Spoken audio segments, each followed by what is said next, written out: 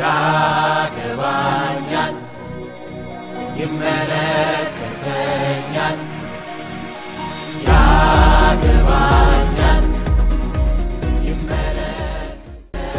ሰላም ቤተሰቦች ዛሬ እንግዲህ በአንድ በመልካም ሐሳብ ወደ እናንተ መጥቻለሁ።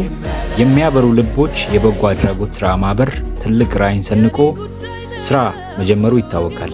ይህ በጎ አድራጎት ስራ ማህበር ወላጅ አጥ የሆኑ ከዚህም የተነሳ የነገ ህልማቸውን ለመኖር በሚፍጨረጨሩ የነገ የሀገር ተረካቢ እና ባለ ብሩህ አእምሮ ህፃናት ላይ የሚያስፈልጋቸውን የትምህርት፣ የጤና፣ የመጠለያ እና የስነ ልቦና ድጋፍ የሚያደርግ በጎ ስራ ማህበር ነው።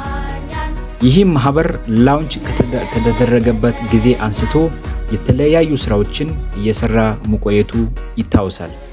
ከዚህም መካከል የሚረዱ ህፃናት ልየታ አንዱ ነው።